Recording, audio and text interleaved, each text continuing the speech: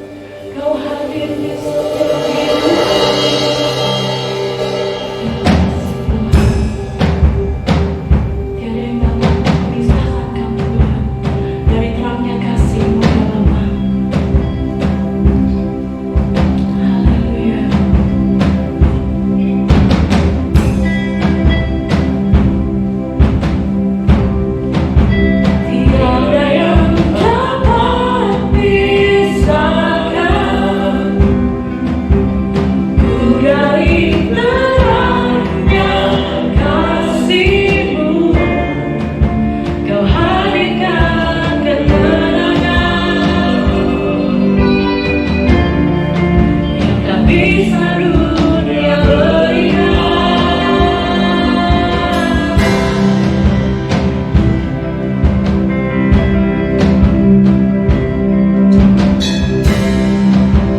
kini kau pegang hidupku dan kau hapus kesalahanku. Berharganya pengorbanan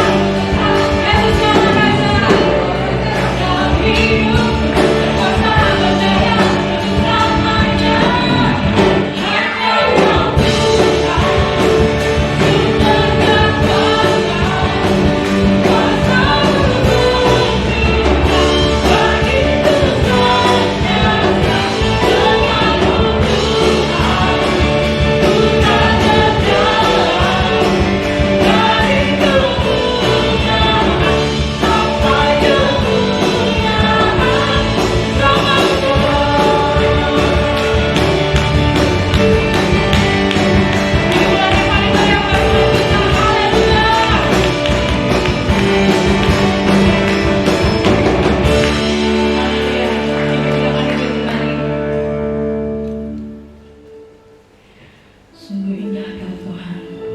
Kemana kami dapat pergi Tuhan menjauhi Roh-Mu yang suci. Karena Kau sahabat kami ya Bapa, dan Kau dekat dengan kami. Haleluya. Kemanakah aku dapat pergi menjauhi Roh-Mu yang suci? Kau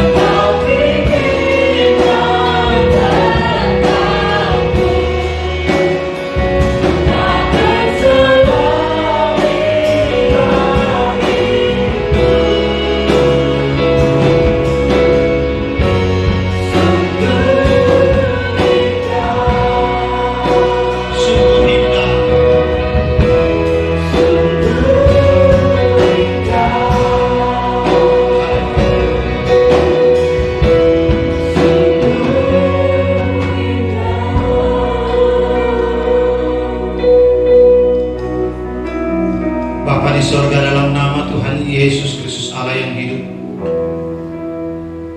Sungguh indah kasih setia pemeliharaan Tuhan dalam sepanjang kehidupan kami. Hingga tiba di saat pagi hari ini dalam ibadah raya pertama, kami datang bersyukur, memuji, menyembah Tuhan. Kami yakin dan percaya bahwa setiap pujian, penyembahan, pengagungan kami telah naik membumbung tinggi kehadiran Tuhan. Olehnya Tuhan, Engkau memberkati setiap umat-Mu pada pagi hari ini.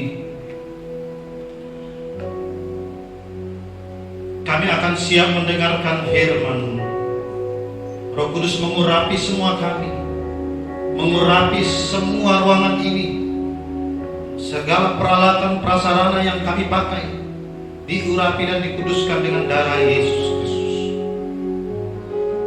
Kami yang ada dalam ruangan ini menikmati suasana surgawi ketika kami duduk mendengarkan sabda firman.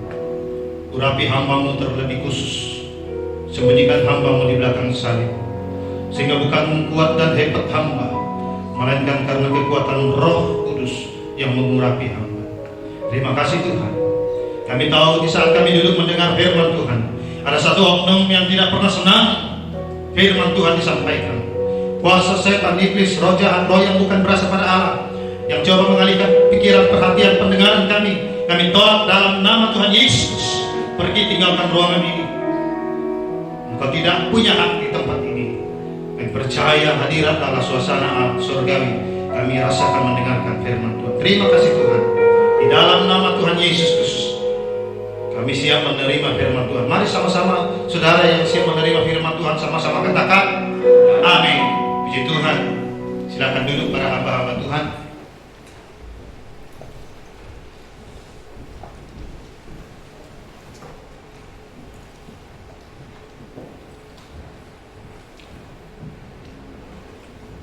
Shalom. Shalom.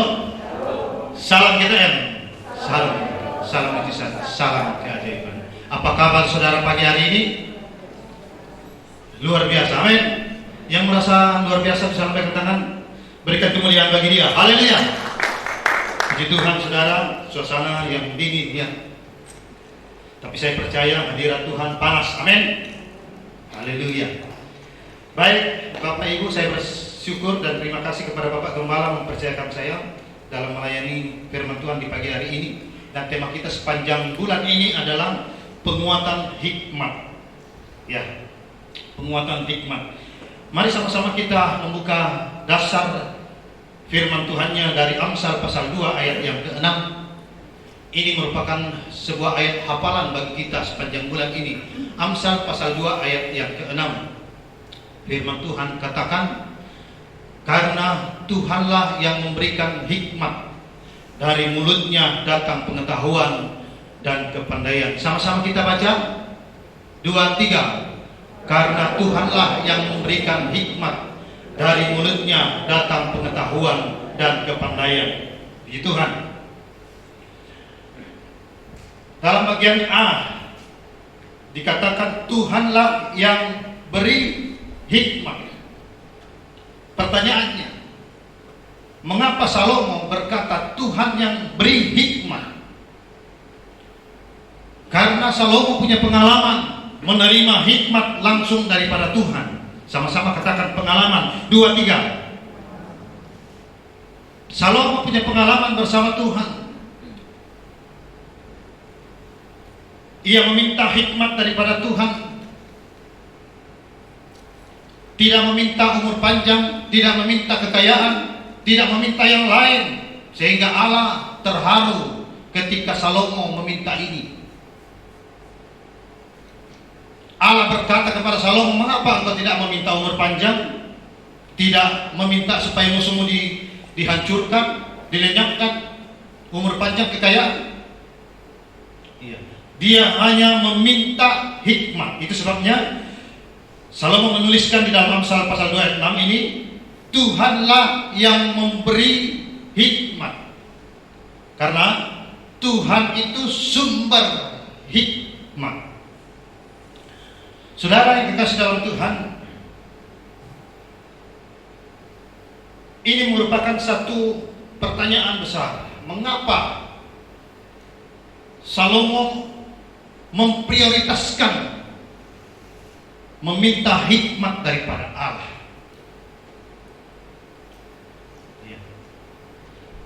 Kok hikmat itu begitu penting? Sehingga hanya itu yang diminta oleh Salomo. Saya menuliskan beberapa hal di sini. Yang pertama, saudara yang kasih dalam Tuhan,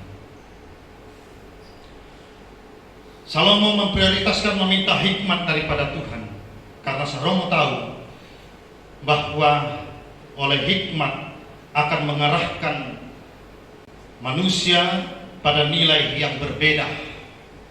Yang pertama, saudara, mengarahkan manusia pada nilai yang berbeda, yaitu memiliki kualitas hidup yang unggul. Saya ceritakan sedikit dari Salomo dalam 1 Raja-Raja pasal yang ketiga. Ketika Salomo dalam mimpi Tuhan datang kepadanya dan berkata, "Apa yang engkau kehendaki?" Salomo berkata begini, "Tuhan, engkau begitu kasih dan sayang kepada orang tua saya, Daud hamba-Mu. Sekarang tongkat estafet sebagai raja itu ada padaku. Aku masih muda dan tidak berpengalaman untuk memerintah umat-Mu yang besar. Itu sebabnya aku hanya minta satu, hati yang paham menimbang perkara, agar aku dapat membedakan mana yang baik, mana yang tidak baik." Ya. Dan akhirnya apa? Tuhan menggenapi, Tuhan memberi hikmat kepada Salomo. Baik, bagus, kita baca saja di dalam 1 Raja-Raja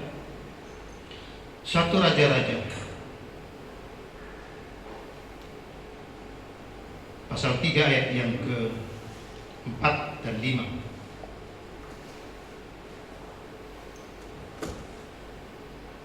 Satu Raja-Raja pasal 3 ayat 4 dan 5.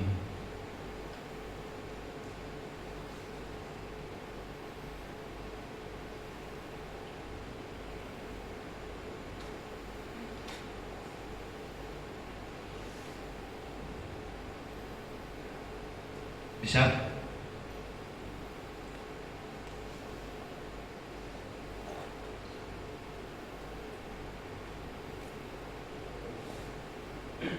Satu Raja-Raja pasal 3 ayat 11. Ya. Satu Raja-Raja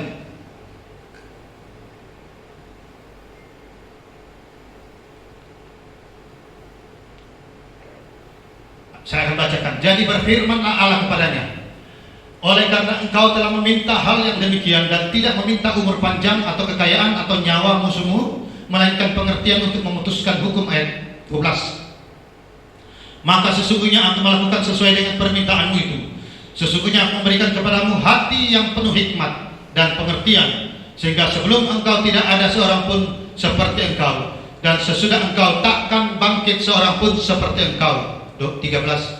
"Dan juga apa yang tidak kau minta aku berikan kepadamu, baik kekayaan maupun kemuliaan, sehingga sepanjang umurmu takkan ada seorang pun seperti engkau di antara raja-raja." 14. "Dan jika engkau hidup menurut jalan yang kutunjukkan dan tetap mengikuti segala ketetapan dan perintahku sama seperti ayahmu Daud, maka aku akan memperpanjang umurmu." Bapak Ibu Saudara yang kasih dalam Tuhan, kita melihat di sini Salomo meminta hikmat secara khusus, dan Tuhan memberi hikmat kepada Salomo. Tidak hanya itu, bahwa Tuhan memberi, menambahkan bonus kekayaan, kemuliaan, dan kehormatan. Ya. Sehingga Salomo menjadi orang sebagai raja yang berpengaruh, dikenal oleh seluruh dunia. Raja-raja kagum dengan hikmat yang Tuhan berikan kepada Salomo. Saudara yang kasih dalam Tuhan,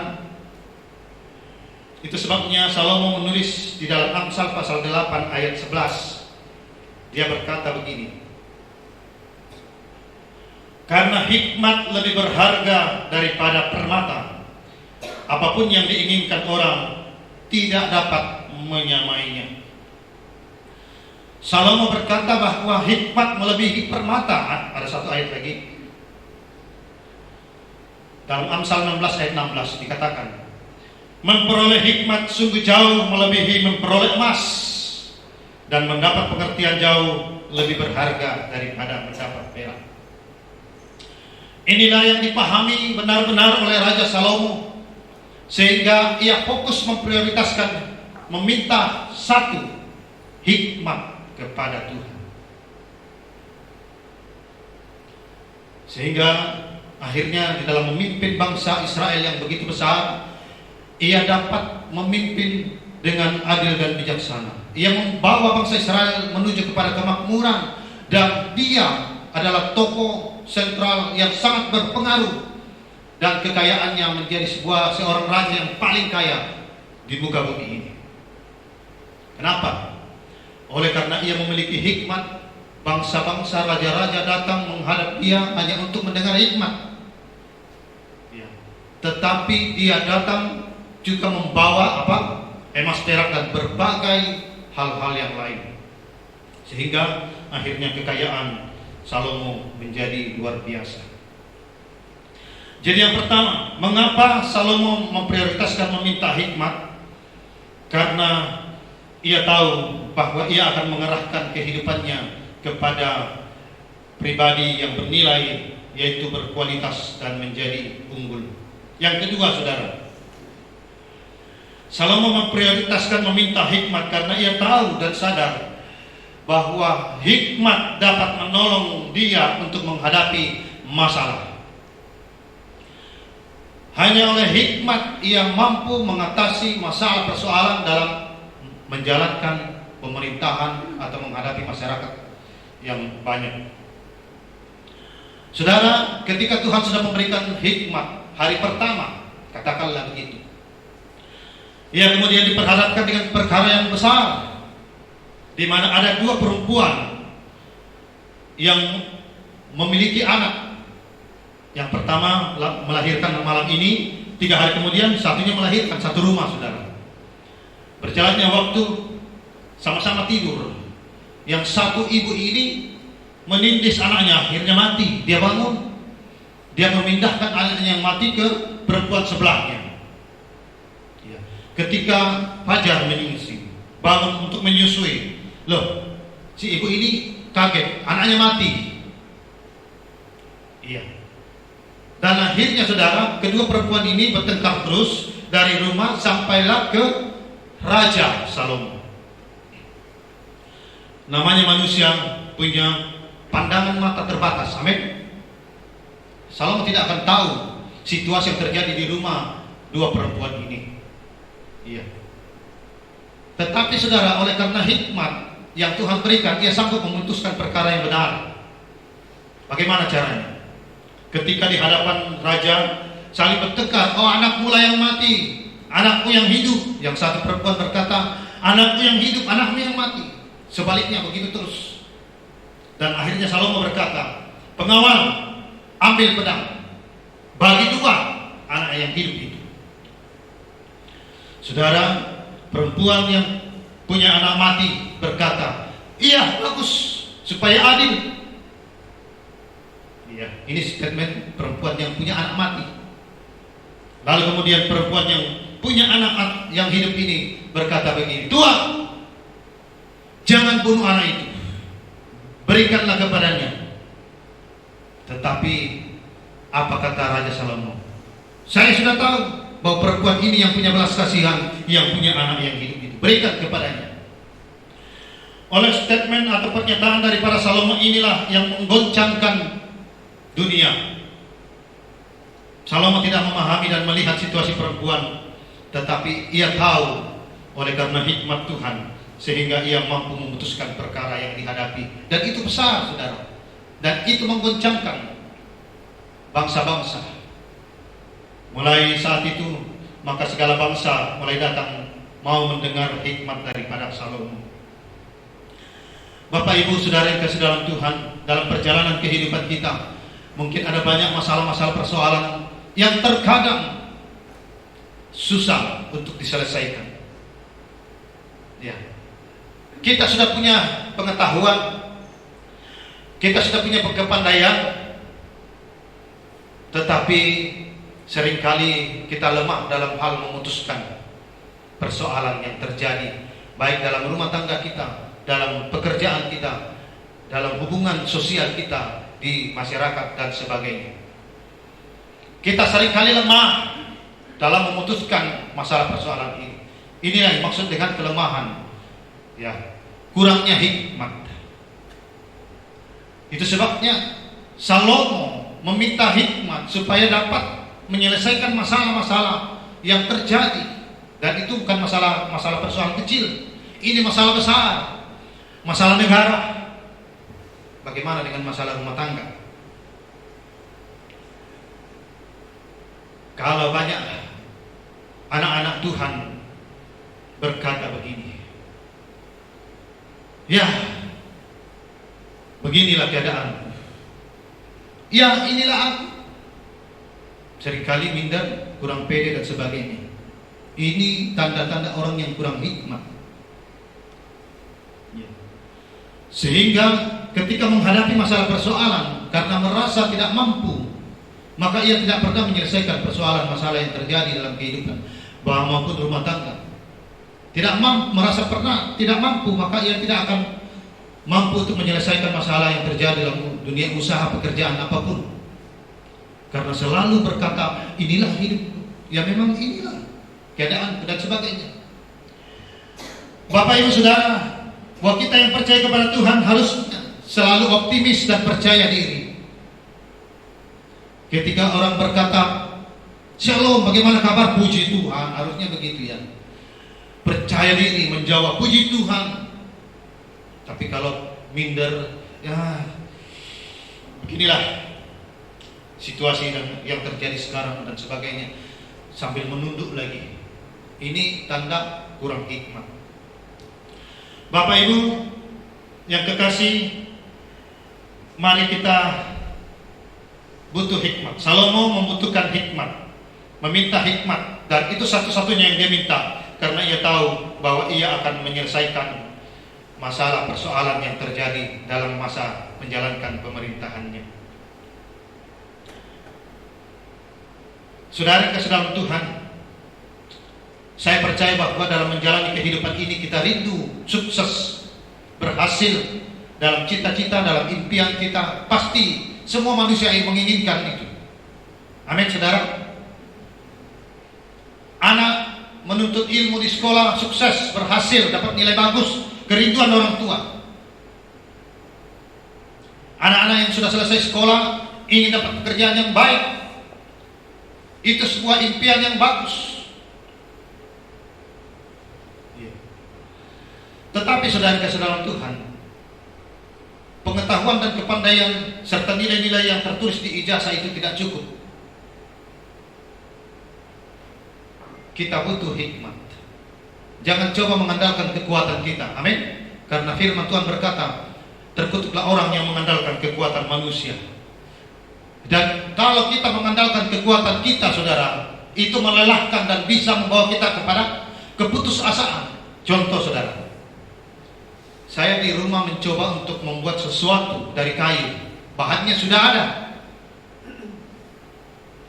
Ya. Ada gergaji, tapi gergajinya tumpul. Ya. Saya coba menggergaji dengan kekuatan saya sampai berkeringat, akhirnya melelahkan, saudara.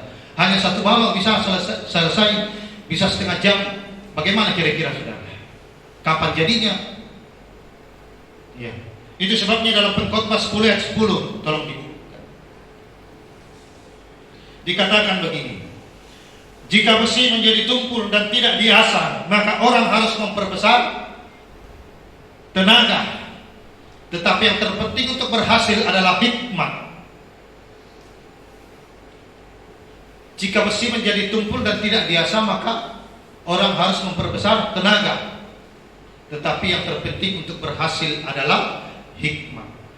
Ini artinya saudara, kalau kita kurang hikmat, lalu kekuatan kita yang maju, ini menguras tenaga, melelahkan, dan itu akhirnya membawa kita kepada keputusasaan. Tetapi coba, ketika kita mengandalkan hikmat daripada Allah, maka saya yakin percaya ini akan menjadi sebuah keberhasilan. Bapak Ibu Saudara, saya kira tidak sebuah kebetulan semalam cerita-cerita dengan istri saya. Dia kebetulan membuka Facebook dan membaca seorang putra yang selalu jengkel di rumah, disuruh-suruh. Nasihatnya, perintah dari orang tuanya apa? Kalau melihat pen jatuh dari meja, angkat, kasih naik di tempatnya semula. Keluar dari kamar, matikan lampu. Ya. Lihat air mengalir, matikan. Kalau bisa belajar sapu-sapu rumah. Ya pokoknya banyak macam diajar di rumah. Ini seorang putra. Satu ketika ia mulai melamar pekerjaan. Dan dia berkata, kalau aku kerja, aku akan kontrak rumah supaya aku lebih bebas, tidak mendengar omelan daripada orang tua. Ini cerita di Facebook yang dibaca oleh istri. Karena apa? Saya tahu ini karena dikirimnya ke handphone saya. Saya akhirnya baca juga. Dan benar saudara, ketika ia menerima panggilan wawancara di perusahaan saudara, banyak yang begitu pede. Karena apa? Hebat, pintar. Ya, dia datang melihat, waduh, masuk di kantor, dia mulai melihat saudara, ada gerendel yang posisinya tidak baik, bisa kalau orang bisa tabrak, lewat bisa nabrak, bisa ya terjatuh. Akhirnya dia perbaiki pintunya, dia rapikan sebaiknya. Dia mulai masuk dalam halaman kantor, melihat ada air yang mengalir memenuhi pot bunga. Dia perbaiki, ya, dia matikan air di sana. Lanjut semakin masuk ke dalam. Dia masuk di kantor, ada serpet terbalik saudara. Yang ada serpet kaki, ada ucapannya selamat datang, itu terbalik. Dia rapikan. Ya, karena dia terngiang-ngiang akan perintah orang tua. Dia ingat. Masuk ke dalam, dia mulai duduk di pojok bersama dengan peserta yang lain, pelamar yang lain. Dia melihat, lah itu ada lampu di sana, tidak ada orang, apa gunanya? Dia lalu kemudian mencari saklar dan mematikan saklar itu. Ya. Singkat cerita semua dengan pede, banyak yang sudah menghadap pimpinan keluar dengan pintu yang lain. Lalu kemudian dia dipanggil. Bapak Ibu, apa yang terjadi? Pimpinan ini langsung berkata, kapan mulai bisa bekerja? Saudara, ini pernyataan dari pimpinan. Kapan mulai bisa bekerja? Kaget dan perut terharu. Ya, rupanya pimpinan ini memperhatikan semua peserta lewat CCTV dan dia berkata, saya tidak mengandalkan nilai di sini, ijazah, tapi saya menilai dengan sikap. Saya sudah melihat dan memperhatikan, hanya kamu yang punya sikap yang baik. Dan saya tahu bahwa kamu bisa menjadi karyawan yang baik di perusahaan ini untuk membela perusahaan. Dan pada akhirnya saudara, dia mencapai level sampai manajer dalam cerita itu. Bapak Ibu, sertifikat nilai masih kurang. Saya tidak mengatakan itu tidak ada artinya, tidak. Masih kurang tanpa hikmat. Ya, kita boleh membawa perusahaan tetap harus pakai syarat ijazah ya kan? Ya, tetapi harus disertai dengan hikmat. Maka saya percaya itu akan menjadi sebuah keberhasilan bagi kita. Jadi Bapak Ibu Saudara yang kekasih dalam Tuhan, berhasil harus punya hikmat. Ya. Karena kalau mengandalkan kekuatan itu artinya tidak ada artinya Bapak Ibu. Nah saudara, kita punya hikmat dan Tuhan sudah taruh hikmat dalam kehidupan kita sebagai orang yang percaya kepada Yesus Kristus. Ya. Tapi kita tahu bahwa ada banyak pengaruh dari luar maupun pengaruh dalam kehidupan kita. Tapi saya tidak mau berbicara tentang pengaruh dari luar. Itu pasti kita akan berpikir, oh ini setan iblis dan berbagai banyak hal.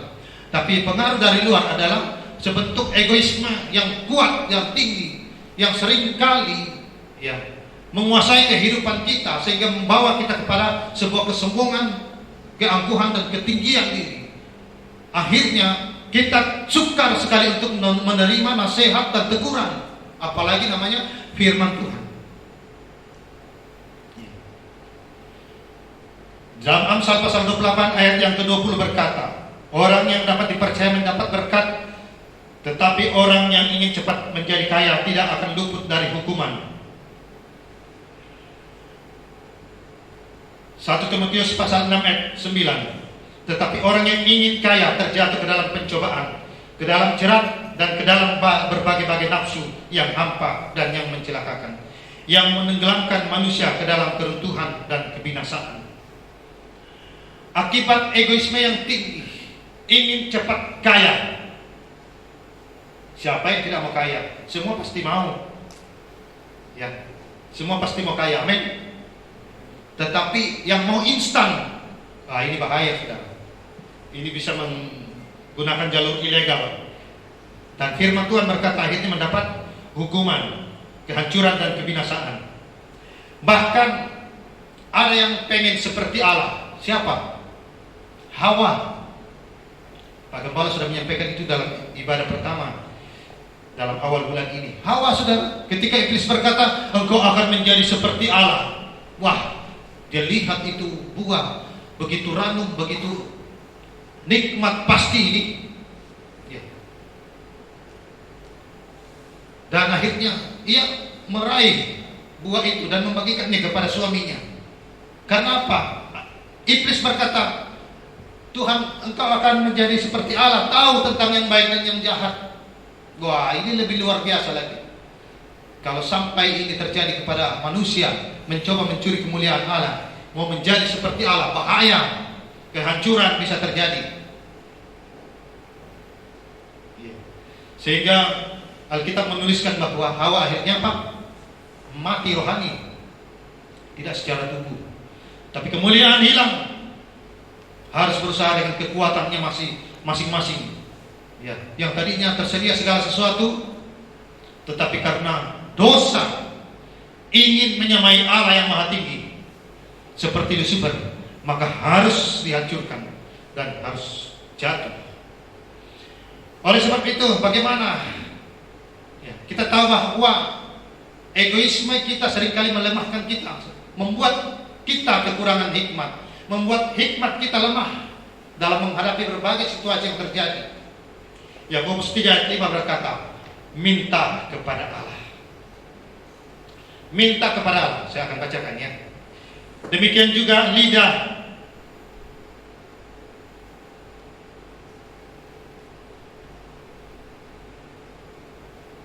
Ini lidah.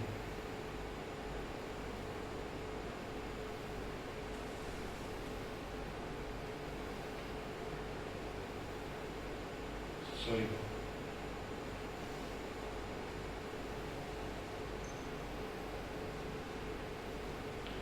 Yakobus pasal 5.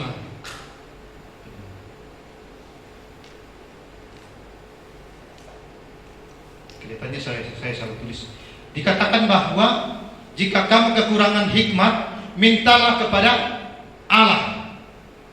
Kalau kekurangan hikmat. Nah, saudara yang kasih dalam Tuhan, jika kita kekurangan hikmat, minta kepada Allah. Maksudnya begini, saudara. Minta kepada Allah itu berbicara tentang sebuah hubungan. Meminta kepada Allah berarti kita harus terlebih membangun hubungan kepada Allah. Allah tidak akan sembarang memberi. Sekarang begini, kalau saya turun ke jalanan meminta uang kepada orang yang ada di jalanan tanpa belum saya kenal dan dia tidak mengenal saya, tidak mungkin dia beri. Oke, kalau saya sudah kenal, tiba-tiba ketemu di jalan langsung minta, apakah dia langsung memberi? Bisa boleh jadi dia penuh dengan tanda tanya, untuk apa dan tujuannya apa. Tetapi saudara, kalau kita, saudara yang kasih dalam Tuhan, meminta membangun hubungan yang baik lewat apa, saudara? Memuji, menyembah, ya, sembah Tuhan, bersekutu, bergaul intim, Maka Tuhan akan berfirman, "Hai Samuel, sekarang apa yang kau mau?" Amin. Anak-anak kalau tidak pernah punya hubungan yang baik terhadap orang tua, tiba-tiba, "Pak, minta." Wah, perlu bertanya dulu, untuk apa? Tapi kalau pas duduk baik-baik, ceritakan masalah persoalan, kebutuhan, saya butuh yang sekian, pasti akan diberi kalau ada. Amin.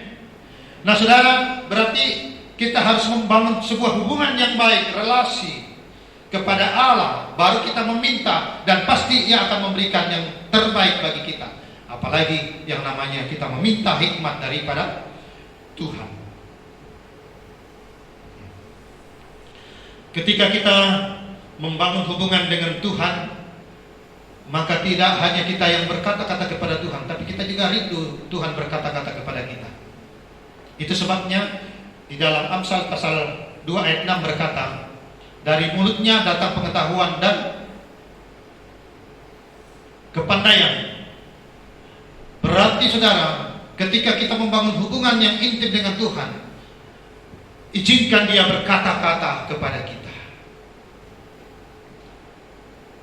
Beri ruang, beri kesempatan Allah berbicara kepada kita, supaya pengetahuan berfungsi, kepandaian kita berfungsi, karena hikmat akan bekerja sama dengan pengetahuan dan kepandaian.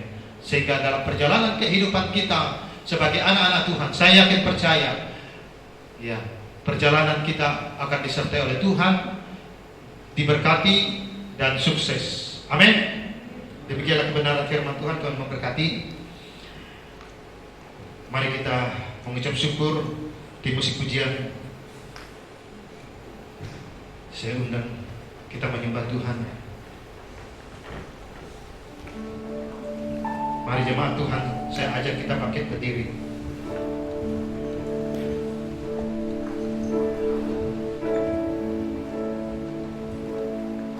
Kita nyanyikan sebuah pujian, Penolong yang setia. Haleluya Yesus.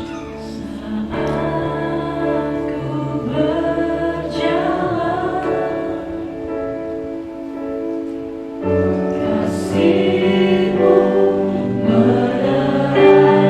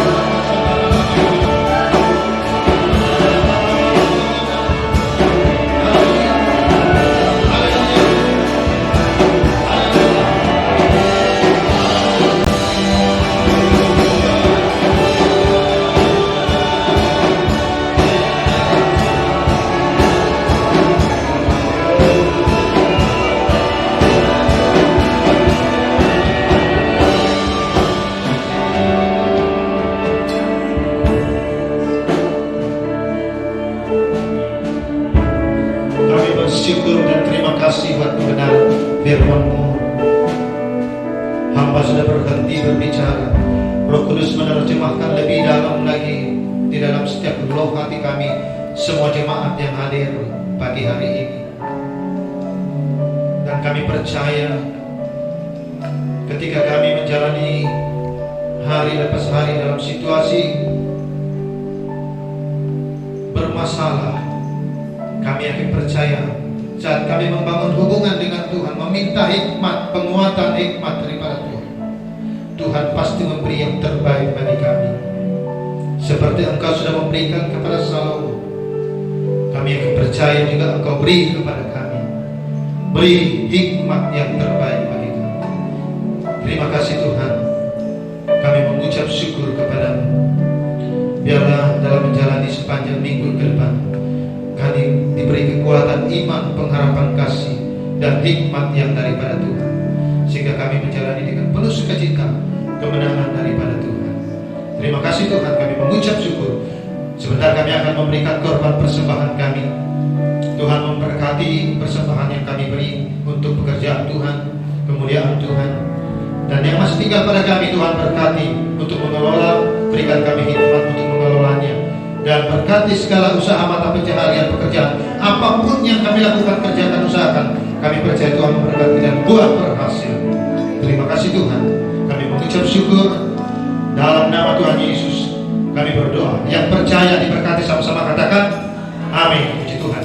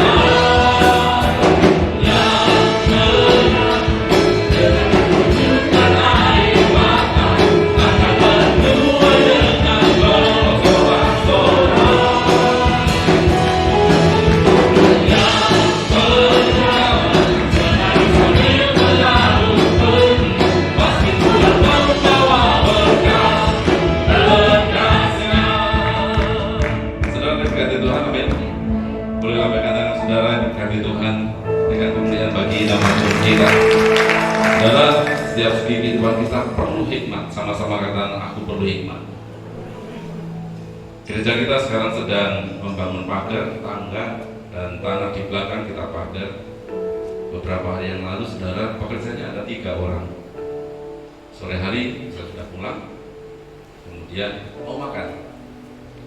Saudara sudah siap mau makan, ditelepon, Pak, ini ada masalah. Pak Pendeta bisa tidak ke gereja?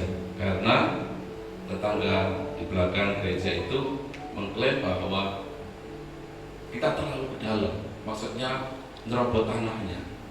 Loh, saya pikir buat nyerobot gitu ya.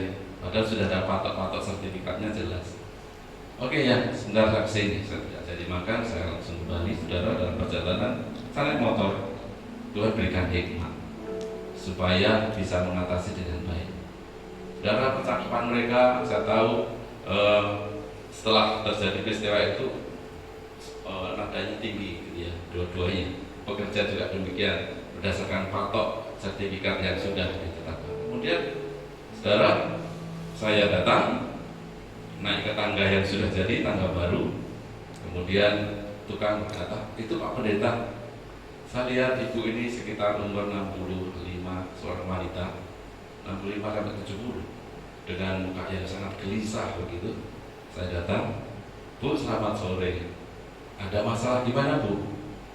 Gini Pak Pendeta, saya cuma minta ke gereja supaya diberikan ruang untuk dia kasih pipa air. Jadi minta Pak, untuk pipa air itu bisa kami lewatkan sini. Tukangnya tadi minta beberapa meter, sekarang cuma pipa. Ini ada Pak Pendeta cuma minta sekian, tadi katanya cerobot. Kemudian saya rangkul, Bu, kita ini tetangga, tidak baik kalau ada hal yang tak cocok kita saling menjaga itu. Oh iya Pak Pendeta, iya gitu. Jadi gini, kalau saya berikan 30 cm dari patok kami di sini, Ibu mau enggak? Ya sebenarnya Pak Pendeta cuma pipa itu saja. Wah, tukangnya sudah protes yang tidak ampun. Tadi marah-marah minta hampir 1 meter sudah. Ya, saya datang, puji Tuhan, selesai dengan baik. Dia ngobrol tentang permasalahannya, kamar mandinya, pipa nanti akan disalurkan supaya airnya lancar dan sebagainya. Kemudian dia berterima kasih, Pak, terima kasih karena diberi tanah sedikit lagi. Tukangnya, Pak, ini biarpun 30 cm, 50 sampai ke sana loh Pak, panjang ini Pak, tidak jadi masalah. Saya kasih tahu, tidak jadi masalah. Yang penting kita semua damai sejahtera. Itu betul Pak, itu ini. Dia berkeluh kesah, akhirnya suaminya sudah meninggal, anak-anaknya ada di Sulawesi dan sebagainya. Bu, kami doakan Ibu bahagia, Ibu sukacita, dia senang. Puji Tuhan, semua klik. Saudara, semua segi kehidupan perlu hikmat dari Tuhan. Kalau ada hikmat, semua menjadi tenang, penuh dengan damai sejahtera dari Tuhan. Yang menangkap katakan amin. Pengumuman saudara, apakah ada di antara kita yang baru pertama kali hadir? Boleh lambaikan tangan saudara. Yang baru pertama kali, ada satu saudari. Selamat datang, Ibu atau saudari, Mbak. Dan Tuhan berkati. Kami mengundang dengan sukacita. Di hari depan kita bisa beribadah bersama-sama di tempat ini. Di jadwal yang sudah ada, hari Minggu 4 kali, jam 8, 10, setengah 5, dan jam 7 malam.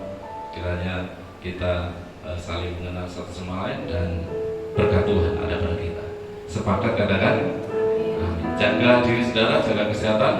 Dan saudara berdoa hari ini tim misi tadi pagi rombongan ke Tanjung Selor, ke Betian, memberkati saudara-saudara kita yang ada di sana, berkati anak-anak sekolah, peralatan alat sekolah semua sudah dibawa tadi, puji Tuhan. Terima kasih buat berkat-berkatnya. Itu saja yang perlu saya sampaikan. Mari bangkit berdiri bersama-sama, kita pujikan pujian ini.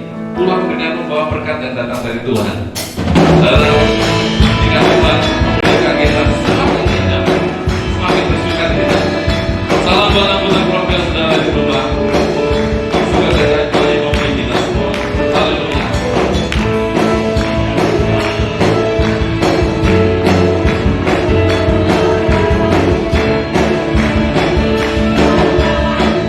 Sama-sama ketika Tuhan, ketika Tuhan memulihkan keadaan.